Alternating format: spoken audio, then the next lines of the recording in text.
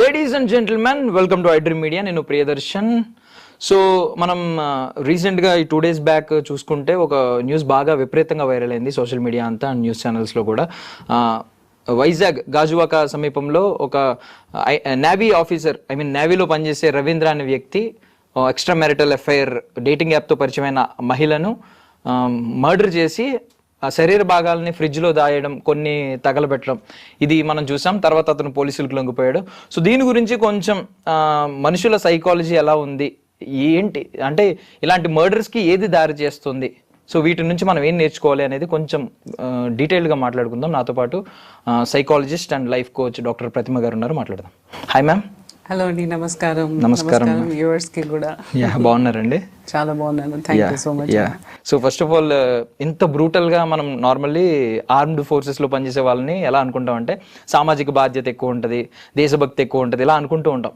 So అలా నేవీలో పనిచేసే ఒక వ్యక్తి ఇంత బ్రూటల్ గా మర్డర్ చేసి ఫ్రిడ్జ్ లో బాడీ పార్ట్స్ ని కట్ చేసి దాయడం, ఇల్లి తగలబెట్టడం, ఇలాంటి వాటిని అంటే ఏం డ్రైవ్ చేస్తుందండి సొసైటీలో ఇలాంటి వాటికి? డ్రైవ్ చేస్తుందా, లేకపోతే మీకు దీని పరంగా సోషల్ సైకలాజికల్ వాళ్ళది ఎలాంటి మైండ్ సెట్ ఉంటుందని తెలుసుకోవాలనుకుంటున్నారా? డ్రైవింగ్ అనేది ఏదైనా ఉండొచ్చు. ఇప్పుడు ఈ ఆర్మీడ్ ఫోర్స్ వాళ్ళు ఇదా చేయకూడదు, వీళ్ళు చేయకూడదు అనేది ఏం లేదు. ఎవరైనా చెయ్యొచ్చు, ఎవరైనా చేసే ఛాన్సెస్ ఉన్నాయి. ఈ కాలంలో వీళ్ళు అంటే దేశం కోసమే పోరాడతారు అని అలా ఎవరిని ట్యాగ్ చేయడానికి వీల్లేదు యాక్చువల్గా. సో మీరు అడిగే సైకలాజికల్ ఆస్పెక్ట్గా అయితే నేను సమాధానం ఇవ్వగలను. ఒకటి సైకలాజికల్ ఆస్పెక్ట్గా నేను ఒక క్వశ్చన్ అడుగుతాను మిమ్మల్ని. ఇప్పుడు మీ చేతుల మీద బల్లి పడింది అనుకోండి, పై నుంచి పెద్ద బల్లి పడింది అనుకోండి, మీరేం చేస్తారు? వెంటనే అది విదిలించుకుంటాను, కడుక్కుంటాను. తెలియకుండానే భయం కూడా ఉంటుంది, తెలియకుండానే అరుస్తారు, భయపడతారు, లేకపోతే ఇంకోటి గట్టిగా కేకలేయటం, దులుపుకోవటమో చేస్తారు. లేకపోతే ఆలోచించుకొని అయ్యో పాపం బల్లే కదా పడింది, నేను కామ్గా దాన్ని పక్కన పెడతానని ఏమనుకోలేదు. సో ఆ క్షణంలో మీరు ఏం చేస్తారో మీకు తెలియదు, ఎందుకంటే మీలో ఒక భయం వచ్చిందనమాట. సో ఇతని కేసులో కూడా ఏమైంది అని అంటే, తను ప్రేమించిన వ్యక్తి తను ఎప్పుడైతే థ్రెట్ అని అంటే తన్ని మ్యానిపులేషన్, ఒక ఫైనాన్షియల్ కోసం ఎప్పుడైతే తను మ్యానిపులేట్ చేయటం స్టార్ట్ చేసిందో, తనకి ఒక లైఫ్లో ఇన్సెక్యూరిటీస్ పెరిగాయి. ఒకటి భయం, తన రెప్యుటేషన్ ఎక్కడ పోతుందో, అండ్ అందులో ఇతను పెళ్ళైన వ్యక్తి, అందులో వైఫ్ ప్రెగ్నెంటో మరి డెలివరీ అయిందో ఏమో తెలీదు. సో సామాజిక ప్రెషర్ ఒక వైపు అయితే, ఫ్యామిలీ ప్రెషర్ ఒక వైపు అయితే, తన ఫైనాన్షియల్ స్టెబిలిటీ ఇంకో వైపు అయితే, ఆ ప్రెషర్ మూలాన తను ఇంత పెద్ద స్టెప్ తీసుకున్నాడని నా ఉద్దేశం.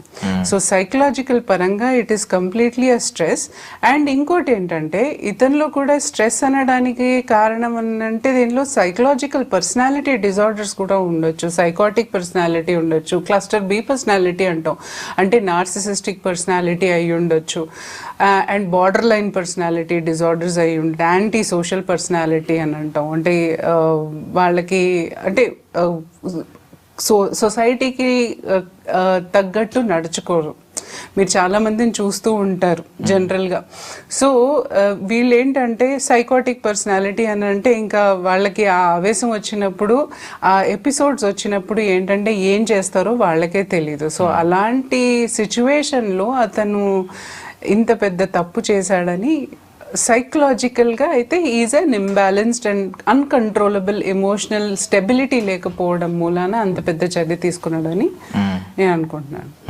సో అంటే నార్మల్లీ ఇప్పుడు మళ్ళీ ఆర్మ్డ్ ఫోర్సెస్ అని మెన్షన్ చేస్తున్నాను అంటే, ఇలాంటి ఒక మంచి మంచి జాబ్స్ చేసే వాళ్ళకి ఎంతైనా కొంచెం మెంటల్లీ స్ట్రాంగ్ ఉంటారు వాళ్ళు, ఫిజికల్లీ కూడా కాదు, నా ఉద్దేశం, ఒపీనియన్. చెప్పలేమంటారు? అలా చెప్పలేము. మెంటల్లీ స్ట్రాంగ్ ఉంటారు, ఫిజికల్లీ స్ట్రాంగ్ ఉంటారు. అంటే మెంటల్లీ స్ట్రాంగ్ ఏంటి, దేశం కోసం పోరాడుతున్నాను, దేశం కోసం ఫైట్ అంటే అలా అని కాదు. ఒక సెంట్రల్ గవర్నమెంట్ ఎంప్లాయీ అంటే ఎంతో కొంత ఎమోషనల్ ఇంటెలిజెన్స్, ఐక్యూ లెవెల్స్ ఇవన్నీ ఉన్నాయని నేను అనుకుంటున్నాను. టెస్ట్ చేసే తీసుకుంటారా యాక్చువల్ గా? అట్లా కాకుండా ఇప్పుడు ఇది సిచ్యువేషనల్ కదా. అంటే తను జాబ్ పరంగా చాలా బాగుండొచ్చు, తను జాబ్ పరంగా చాలా కరెక్ట్ గా నడుపుండి, ఇది సిచ్యువేషనల్ బేస్డ్ కదా. ఇప్పుడు అంత మర్యాద జాబ్ లో ఉండి అంత గవర్నమెంట్ పొజిషన్ లో ఉన్నవాడు ఫైనాన్షియల్లీ కూడా చాలా స్టేబుల్ అయ్యే ఉండుంటాడు కదా. మరి అంత పెద్ద స్టెప్ ఎందుకు తీసుకున్నాడు జస్ట్ దీనికే? మరి దీనికి కారణం ఏమై ఉంటుంది? సో దీంట్లో నేను ఆర్మీడ్ ఫోర్స్ కానీ గవర్నమెంట్ ఎంప్లాయీ కానీ అలా విభజించలేము. సో ఇన్స్టెబిలిటీ అన్నది కన్సిస్టెంట్, అక్కడ ఇన్స్టెబిలిటీ అనేది ఉంది, ఎమోషనల్ బ్యాలెన్స్ లేదు. ఎక్కడో తన పట్ల ఏదో మ్యానిపులేషన్ జరిగిపోతోంది, తన్ని ఇంకా కాపాడుకోలేను. ఇప్పుడు నేను చెప్పాను కదా, భయంతో కరెక్ట్గా ఏ నిర్ణయం తీసుకోవాలో తెలియక కనీసం ఎవరిని సంప్రదించలేదు. ఎందుకంటే అతను తప్పు చేశాడు, ఇది ఎక్స్ట్రా మెరిటల్ ఉంచుకోవడం అనేది తప్పు చేశాడు. కాబట్టి ఇప్పుడు దీన్ని సరిదిద్దుకోవడానికి వాడు చేసిన ప్రయత్నం అది అంతే. సో దీంట్లో నేవీ కానివ్వండి, ఇంకో జాబ్లో ఉండనివ్వండి, జాబ్ అన్నది ఇది కాదు. సో వాళ్ళంతా మెచ్యూర్డ్ ఉన్నాను సరే, వాళ్ళు మనుషులేగా, సింపుల్. సో ఇలాంటి రహస్య బంధాలు, ఇలాంటి ఎక్స్ట్రా మ్యారిటల్ అఫైర్స్ ఇవన్నీ లాస్ట్కి ఇలాగే లీడ్ చేస్తాయని మీరు అనుకుంటున్నారా మ్యామ్? అంటే చాలా మంది కంటిన్యూ చేసే వాళ్ళు ఉన్నారు, మధ్యలో విత్డ్రా అవ్వాలా, బయటకు రావాలా, ఎలా రావాలి అనే కన్ఫ్యూజన్లో ఉన్న వాళ్ళు ఉన్నారు. సో వాళ్ళందరికీ మీరు ఎలా చెప్తారు? అంటే ఇది లాస్ట్కి ఇదే లీడ్ చేస్తుంది అంటారా? లీడ్ చేస్తుందా అంటే ఇతని విషయంలో లీడ్ చేసింది అనేది ఏం లేదు అక్కడ. అతను ఆ అమ్మాయి తెలుసుకోగానే మనీ ఎక్స్ప్లాయిట్ చేయడం స్టార్ట్ చేసింది. సో మనీ ఎక్స్ప్లాయిట్ చేయడం స్టార్ట్ చేసినప్పుడు అతనికి ఏంటి ఇన్సెక్యూరిటీ వచ్చింది. అంటే రేపు నా ఫ్యామిలీకి తెలిసిపోతుంది, రేపు నా మంచి ఫ్యామిలీ బ్రేక్ అయిపోతుంది, లేకపోతే నేను పెద్దవాళ్ళకి సమాధానం ఇచ్చుకోవాలనో, లేకపోతే నా ఫైనాన్షియల్ స్టేటస్తో ఇది ఆడుకుంటుందనో. ఇవన్నీ ఉంటాయి. ఇప్పుడు ఎక్స్ట్రా మెరిటల్ అఫైర్స్ పెట్టుకున్నది ఎప్పుడైనా సరే ఇతనికి ఒక డ్యూయల్ పర్సనాలిటీ రోల్ ప్లే చేయాల్సి వస్తుంది. ఒకటి ఈమెను సమర్థించుకోవాలి, ఒకటి ఇంట్లో వాళ్ళని సమర్థించుకోవాలి. అంటే ఈమెతో బాగుండాలి, ఈమెతో ఏదైనా డిఫరెన్సెస్ ఆఫ్ ఒపీనియన్ వచ్చిందని అంటే ఆ ప్రెషర్ తను ఇక్కడ చూపించలేడు కదా. సో ఇక్కడ బాగుండాలి అంటే ఒక నాటకం వైపు అయిపోతుంది. డ్యూయల్ పర్సనాలిటీ లాగా బిహేవ్ చేయాల్సి వస్తుంది, రెండు పర్సనాలిటీలు బేసికల్ గా. సో ఇప్పుడు ఒకళ్ళని ఆపడానికి, ఒకళ్ళు సప్రెస్ చేయడానికి, ఇంకోళ్ళని సప్రెస్ చేయడానికి, అంటే కాన్స్టెంట్ గా అతను ఎంత స్ట్రెస్ ఫీల్ అవుతాడో తెలుసా. అందుకని ఎక్స్ట్రా మెరిటైల్స్ లో చూడండి ఎవడు ప్రశాంతంగా ఉండడు.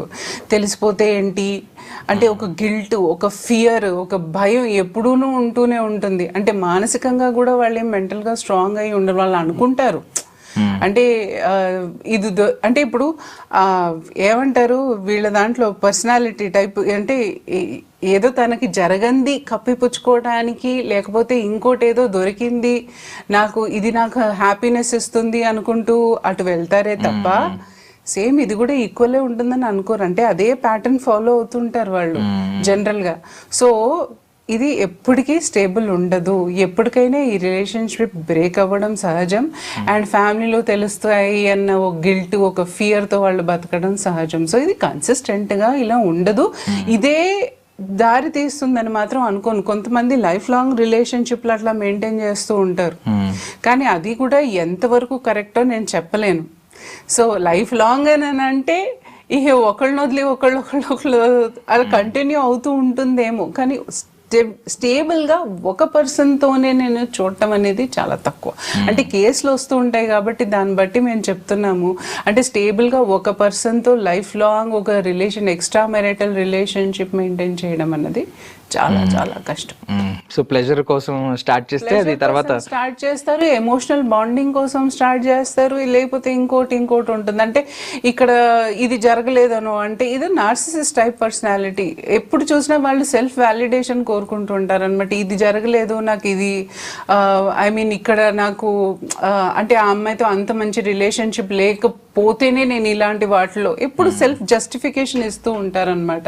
అది ఎంతవరకు కరెక్ట్ రాంగ్ అన్నది కూడా వాళ్ళకి తెలీదు, బట్ సెల్ఫ్ వ్యాలిడేషన్ కోసం వాళ్ళు ఆ స్టెప్ తీసుకుంటూ ఉంటారు. సో ఇప్పుడు అబ్బాయి గురించి మీరు చెప్పారు, ఆ క్షణిక ఆవేశం, ఆ టైంలో అతను ఎలా ఎవరైనా కూడా ఎంతటి మేధావైనా కూడా ఆ టైంలో ఇలాంటి రాంగ్ స్టెప్లు వేసే అవకాశం ఉంది. బట్ ఆ మహిళ విషయం కేసు తీసుకుంటే ఆమె చాలా ప్రాక్టికల్ గానే ముందు నుంచి బ్లాక్ మెయిల్ చేస్తూ డబ్బులు తీసుకుంటూ ఆల్మోస్ట్ 3.5 lakhs అప్పటికే తీసుకుందని చెప్పి అతనైతే పోలీస్ విచారణలో చెప్పాడు. సో ఈ కైండ్ ఆఫ్ బిహేవియర్ ని ఆవిడ సైకాలజీ గురించి మీరు ఏం చెప్తారు? ఒకటి అతను తప్పు చేశాడని తెలిసిన వెంబడే లేదు అంటే నువ్వు రిలేషన్షిప్ ని వదిలేసి వెళ్ళిపోవాలి, న్యాయానికి అదే. కానీ ఇక్కడ ఏమైందనంటే తను ఎమోషనల్ బాండింగ్ లో ఉంది, ఎన్ని రోజులు ఎమోషనల్ డిపెండెన్సీలో ఉంది. అయితే డిపెండెన్సీలో ఉన్నప్పుడు అంటే తనని అన్ని సపోర్ట్లు తన దగ్గర నుంచి తీసుకుంది, తన్ని నమ్మింది, తనతో ట్రస్ట్ వర్తీగా ఉంది, తనతో అంతే ప్రేమను పొందింది, తిను అంతే ప్రేమని ఇచ్చి ఉండొచ్చు. సో ఇది ఇచ్చి పుచ్చుకునే బాంధవ్యంలో వాళ్ళు అంటే వాళ్ళకి ఎట్లా అనిపిస్తుంది అంటే, నేను ఇన్ని రోజులు నా సాక్రిఫైసెస్ చేసి నేను ఒక రిలేషన్షిప్ లో వెళ్ళకుండా వీడి చుట్టూ తిరిగినందుకు వీడి ఇచ్చింది ఇదా అంటే ఓ రేజ్, అక్కడ ఒక ఏమంటారు ఒక అంటే పగ. దానికి బదులుగా ఏంటంటే ఇప్పుడు నువ్వు మనీ ఇవ్వు, నీ మనీ ఫ్యాక్టర్ ఇవ్వు, నాకు నువ్వు మనీ సపోర్ట్ ఇవ్వు, దాని తర్వాత నేను చూసుకుంటాను అంటే ఇది బ్లాక్మెయిల్ అయిపోయింది రిలేషన్షిప్ కూడా. ఇది ఇక్కడ ప్యూరిటీ లేదు, ఇది మ్యానిపులేషన్ కిందకి వెళ్ళిపోతుంది. ఏ రిలేషన్షిప్ కైనా ఒక కమ్యూనికేషన్తో అంతం చేసేయచ్చు, అవునా? ఇప్పుడు నువ్వు కరెక్ట్ చేయలేదు, నువ్వు తప్పు చేసావు అని అంటే పో నువ్వు చీటింగ్ వేసేయి, లేకపోతే ఇంకోటి వేసేయి. అతను మ్యారీడ్ అయ్యి ఉండి కూడా నాతో ఇలాంటి సంబంధాలు పెట్టుకున్నాడు అని చెప్పి, లేదు నువ్వు ఫస్ట్ తప్పు చేసుకున్నావు, తప్పు చేసిన తర్వాత నువ్వు ఈ రిలేషన్షిప్ నుంచి బ్రేకప్ అయ్యి నువ్వు నార్మల్ లైఫ్ లీడ్ చేయొచ్చు. కానీ అలా చేయకుండా తను మ్యానిపులేషన్ చేసింది చూడండి, అది అక్కడ తప్పే. తన సైకలాజికల్ మైండ్ సెట్ కూడా స్టేబుల్ లేదు అన్నట్టే కరెక్ట్ నేను చెప్పగలను. సో ఈ హోల్ ప్రాసెస్ లో నాకు వాళ్ళ ఫ్రెండ్ని అప్రోచ్ అయ్యాడంట. తర్వాత అంటే తల చేతులు తగలబెట్టిన తర్వాత ఎక్కడికో తీసుకెళ్లి మిగిలిన బాడీ పార్ట్స్ ఏం చేయాలో తెలియక భయం వేసి వాళ్ళ ఫ్రెండ్ అప్రోచ్ అయితే వాళ్ళ ఫ్రెండ్ పోలీసులకు లొంగిపోమని చెప్పాడంట. నాకు ఆ ఫ్రెండ్ చెప్పిన మాటలు నచ్చినాయి. అంటే కరెక్ట్ ఒక రియల్ ఫ్రెండ్ ఏం చెప్తాడో అది చెప్పాడు. అండ్ ఇంకొక విషయం ఏంటంటే, ఇతను ఆ టైంలో వాళ్ళ ఫ్రెండ్ మాట వినాల్సిన అవసరం లేదు, వెళ్ళి లొంగిపోవాల్సిన అవసరం లేదు. ఎందుకు లొంగిపోయాడు? ముందు అంత ధైర్యంగా చేసి కట్ చేసి వెళ్ళి అక్కడ తగలబెట్టిన అతను మిగిలిన బాడీ పార్ట్స్ కూడా మాయం చేయాలనే ఆలోచన ఉండొచ్చు, కానీ ఎందుకు తనే వెళ్ళి స్వయంగా గాజువాక పోలీస్ స్టేషన్ లో లొంగిపోయాడు? అది చెప్పడం ఎవరి వల్ల కాదు. సో ఫర్ ఎగ్జాంపుల్ అంటే ఎప్పుడైతే తప్పు చేస్తున్నాడో అప్పుడు డిసోసియేషన్ మోడ్లో ఉన్నాడు. అంటే తన రియాలిటీని మర్చి తనకు ఆ మూమెంట్లో వచ్చిన కోపాన్ని, అగ్రెషన్ని, లేకపోతే ఆ పర్సనాలిటీ ఎప్పుడైతే ఆ ఎపిసోడ్స్ వస్తాయో, వాళ్ళకి డిజార్డర్ ఉంటే, నేను ఇది అని నేను చెప్పట్లేదు ఇప్పుడు. సో ఆ టైంలో ఉన్నప్పుడు తను ఆవేశపడి చేశాడు. ఇప్పుడు ముక్కలుగా నరికినందుకు నేను ఇప్పుడు వాడు శాడిజమో వాడు సైకోపాత్ నిజంగా అది అంటే హ్యూమన్ కి విరుద్ధంగా ప్రవర్తించినట్టే అది నిజంగా చెప్పాలని అంటే. కాబట్టి ఇప్పుడు సైకోపాత్ లాగా సైకోపాత్ అంటే ఎలా ఉంటారు, వాళ్ళకు ఒక రిమోర్స్ అనేది ఉంటే వాళ్ళు చేసిన తప్పులకి కూడా వాళ్ళకి పశ్చాత్తాపం అనేది ఉండదు. ఇంకోటి ఎంపతి అనేది ఏంటి అంటారు అంటే, నేను మీరు బాధలో ఉన్నప్పుడు నేను మీలాగా కూడా ఆలోచించగలగాలి, రైట్? సో మీరు ఏం బాధ ఫీల్ అవుతున్నారని ప్రతి మనిషికి అదొకటి ఉంటుంది, ఆ నేచర్ అనేది ఉంటుంది, అది సహజం. కానీ వీళ్ళల్లో అలాంటి తత్వం ఉండదు.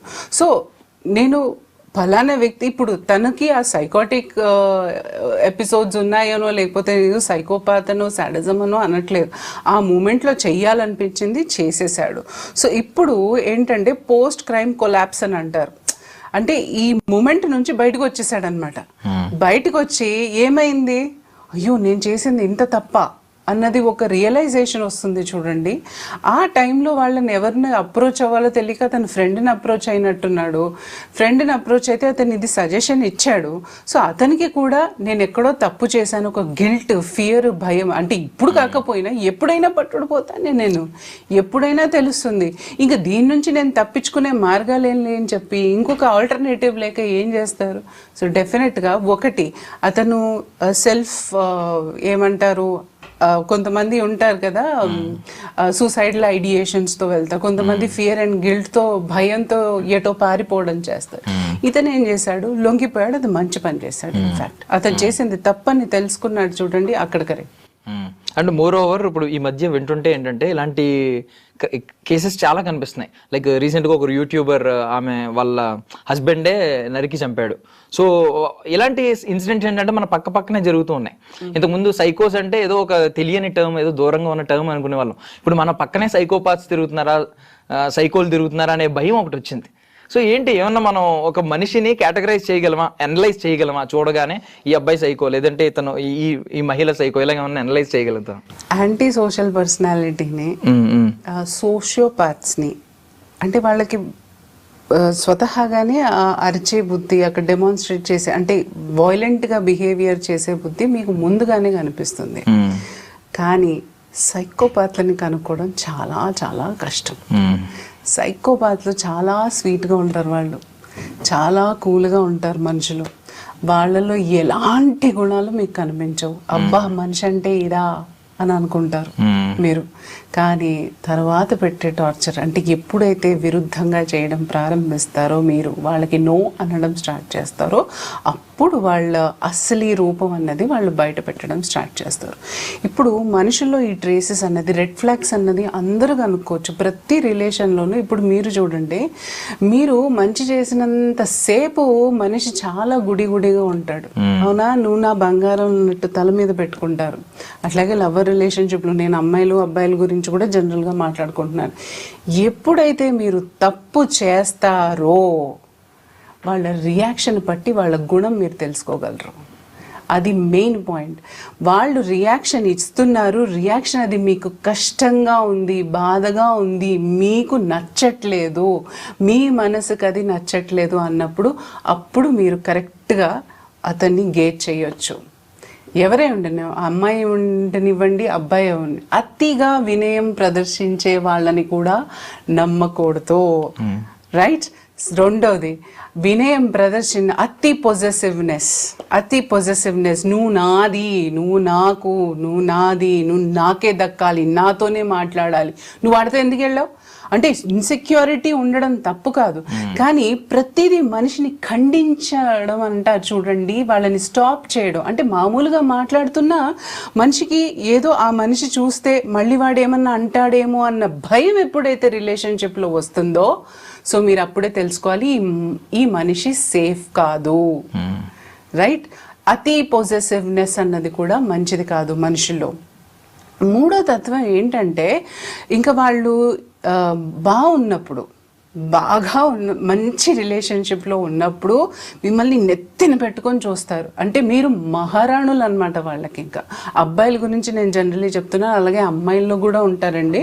ఇది ప్రతి ఒక్కళ్ళకి డిఫరెంట్ ఆఫ్ ఇది ఉంటుంది. ఇంకా అసలు ఎలా అంటే వాళ్ళని పని చేయనివ్వకుండా అంత దర్జాని ఇస్తారనమాట. ఓవర్ ప్రేమ చూపించడం ప్రతిదీ. అంటే ఇంకా వాళ్ళకి కష్టపడడం ఇష్టం లేకపోవడమో, లేకపోతే ఇంకోటి చాలా ఉంటాయి వాళ్ళ దాంట్లో ఆ బాండింగ్స్ అనేది. అంటే ఎప్పుడు బ్యారికేడ్ గీసేసి సర్వస్వం నీకు నేనే నీ ప్రపంచం, నువ్వే నా ప్రపంచం. ఇది కరెక్ట్గా మీరు చూడాలంటే girl friend picture, right? So దాంట్లో మీకు ఆ క్యారెక్టర్స్ తెలుస్తుంది కదా. సో అలా అంతా నువ్వే అన్న ప్రపంచం చూపిస్తారు. అసలు గేట్ చేసుకుని ఒకవేళ సాఫ్ట్ పర్సనాలిటీ అయితే అసలు అబ్బో ఈ మనిషి నాకు కరెక్టేనేమో, నేను ఇలా ఉంటానేమో అని మెల్లమెల్లగా మనం వాళ్ళ ఊబిలోకి వెళ్ళిపోతూ ఉంటాం. కానీ ఎప్పుడైతే మనం ఒక్క తప్పు చేసినప్పుడు వాళ్ళ రియాక్షన్ చూడండి, దాని తర్వాత వాళ్ళని చేతులెత్తిదండం, నాకు ఈ రిలేషన్ ఎందుకు ఇచ్చావన్నట్టు నరకం చూపిస్తారు. సో అలాంటి రిలేషన్షిప్తో రెడ్ ఫ్లాగ్స్ ముందే కనుక్కొని ప్లీజ్ దయచేసి వాళ్ళతో దూరం వెళ్ళిపోవడమే మార్గం. ప్లీజ్ దయచేసి వాళ్ళతో ఏ రిలేషన్ పెట్టుకోకండి. దాంట్లో నార్సిసిస్ట్ ఉండనివ్వండి, సైకోపాత్లు ఉండనివ్వండి, మీకు ఇట్టే తెలిసిపోతుంది. మీరు తప్పు చేసినప్పుడు వాడి ప్రవర్తనతోనే మీరు గమనించుకోవచ్చు. ఓవర్గా ఏది చేస్తున్నా మంచిది కాదు. సో దయచేసి ఇంకొకటి ఈ అమ్మాయిలకి నేను చెప్తున్నాను, ఈ కాలంలో ఏంటంటే ఎక్స్ట్రీమ్ ప్లెజర్ కోసం అని చెప్పి అలా వెళ్ళిపోతారు. అంటే ఆ మూమెంట్లో ఉన్న హ్యాపీనెస్ చూసుకుంటారే కానీ ఎమోషనల్ సేఫ్టీ ఎప్పుడూ చూసుకోరు రిలేషన్షిప్లో. ఫస్ట్గా దక్కాల్సింది ఏంటంటే ఎమోషనల్ సేఫ్టీ. అది చాలా చాలా ఇంపార్టెంట్, అందరూ తెలుసుకోవాల్సింది ఇది. ఎమోషనల్ సేఫ్టీ అంటే ఏంటి? మీకు రెస్పెక్ట్ ఉండాలి, అలాగే మీరు వాళ్ళ నుంచి వాళ్ళకి రెస్పెక్ట్ ఇవ్వాలి. అండ్ మీరు ఏదైనా అంటే బాధలో ఉన్నప్పుడు ఆ మనిషి మీకు తోడుగా నిలబడి మిమ్మల్ని నడిపించగలగాలి. అంతేగాని మీరు బాధలో ఉన్నప్పుడు అంటే మిమ్మల్ని వదిలేసి వేరే ప్రపంచం వెతుక్కుంటున్నాడా, లేకపోతే అబ్బా ఇదొక అంటే మిమ్మల్ని ఒక ఏం బర్డన్ లాగా ట్రీట్ చేస్తున్నారు అనేది మీకే తెలిసిపోతుంది.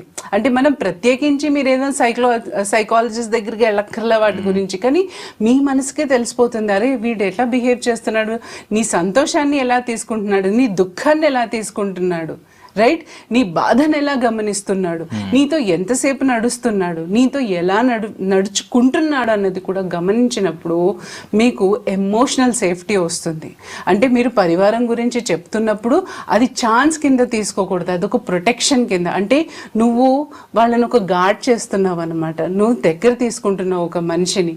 సో వాళ్ళని జడ్జ్ చేయకుండా నువ్వు ఎప్పుడైతే వాళ్ళకి ఆ ఎమోషనల్ బాండ్, సేఫ్టీ ఇస్తావో అప్పుడు నువ్వు నీ రిలేషన్షిప్లో నెక్స్ట్ స్టెప్ తీసుకోవచ్చు. దానికంటే ముందు ఈ ప్లెజర్ కోసం తీసుకుని స్టెప్ చాలా చాలా పెద్ద తప్పు చేస్తారు. ఆడపిల్లలైనా సరే మగవాళ్ళైనా సరే ఇది నేను చెప్తున్నాను, దయచేసి ఇది గుర్తుపెట్టుకొని ఫస్ట్ రిలేషన్షిప్లో రెడ్ ఫ్లాగ్స్ ఏదైనా ఉన్నప్పుడు కొంచెం టైం తీసుకొని అండర్స్టాండ్ చేసుకొని ఇలాంటి మనుషులతో దూరం ఉండడం మాత్రం నేర్చుకోండి. యాక్చువల్లీ మీరు ఎక్స్ట్రా మెరిటల్ అఫైర్స్ కాకుండా toxic boy friend, toxic girl friend అందరి గురించి ఆల్మోస్ట్ అందరి గురించి కవర్ చేశారు మీరు. బట్ ఒక యాంగిల్ ఉందండి, అంటే మీరు ఇప్పుడు ఈ యాంగిల్లో వాళ్ళని ఇలాంటి వాళ్ళకి దూరంగా ఉండమని చెప్తున్నారు. బట్ ఇప్పుడు ఆ మహిళ యాంగిల్ తీసుకుంటే దూరం అవుదాం అనుకున్నప్పుడు ఇలాంటి టార్చర్ ఉంటుంది. ఇప్పుడు ఆ మహిళ దగ్గర చాలా లాస్ట్ కి చంపాల్సి వచ్చింది. సో సేమ్ ఈ టాక్సిక్ రిలేషన్ లో బయటపడాలంటే ఆపోజిట్ పర్సన్ కూడా మనం బేస్ చేసుకోవాలి, తన సైకాలజీని కూడా ఎలా బయటపడాలి, ఏమన్నా కొంచెం చిన్న అడ్వైస్ ఏమన్నా ఉంటే గుడ్ ఫ్యూ. ఒకటి చెప్పిన, వాళ్ళ దగ్గర నుంచి బయటపడడం అన్నది అసాధ్యం. ఎంత ఎమోషనల్ టాంట్రమ్స్ ఉంటాయంటే జీవితంలో మళ్ళీ మీరు అసలు అలా మీరు ఒకవేళ సబ్మిసివ్ క్యారెక్టర్ అయితే అది చాలా చాలా ఇంపాసిబుల్. చాలా ఎమోషనల్ ట్రామాస్ మీరు ఫేస్ అవ్వాల్సి వస్తుంది. అంటే బ్లాక్మెయిలింగ్ కానివ్వండి, అసలు అరవడం కానివ్వండి, మిమ్మల్ని ఫిజికల్గా కూడా అబ్యూస్ చేసే ఉంటుంది. ఓరల్గా ఎలాగో చేస్తారు, ఫిజికల్గా మాత్రం దారుణంగా చేస్తారు. సో ఇలాంటి రిలేషన్షిప్లో బయటపడాలి అని అంటే మీరు మెంటల్గా చాలా చాలా స్ట్రాంగ్ ఉండాలి. ఏదైనా అయితే అయ్యింది, నీ సోది నాకొద్దు, ఇంకొకసారి నువ్వు నా లైఫ్లో రావడానికి వీల్లేదు అన్న మైండ్ సెట్ కనుక స్ట్రాంగ్గా పెట్టుకునేటట్టు అయితే డెఫినెట్గా మీరు బయటపడతారు.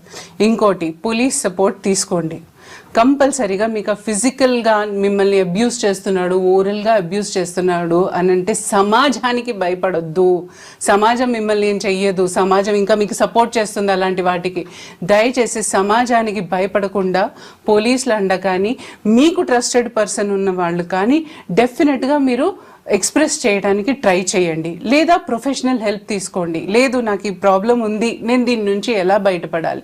సో మార్గాలు మీరు వెతుక్కోవాలే కానీ అంతే ఇది నా లైఫ్ అని అంటూ మిమ్మల్ని మీరు డిప్రెస్ చేసుకుంటూ చివరికి ఏమవుతుందో తెలుసా, ఇలాంటి వాళ్ళ పరిస్థితి ఆత్మహత్యకు గురి.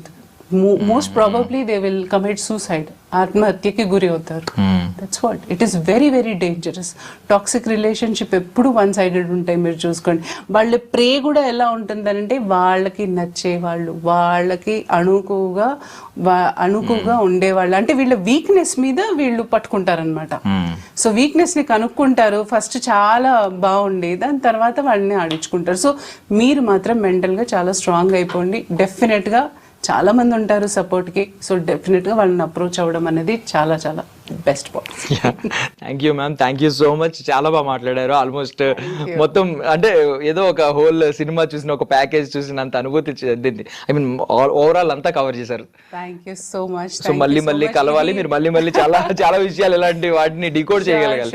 షూర్ డెఫినెట్ గా ఇది వ్యూవర్స్ కి వెళ్ళి నిజంగా వాళ్ళు అప్రమత్తంగా ఉంటే ఇలాంటి క్యారెక్టర్స్ తో నాకు అంతకన్నా కావాల్సిందేం లేదు. Thank you so much. Thank you. Welcome. And for more videos, please subscribe to iDream.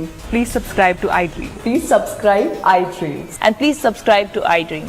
For more videos, subscribe to iDream. please like, share and subscribe to the channel. Congratulations, iDream. Subscribe to iDream. Subscribe to iDream. So subscribe to iDream Media.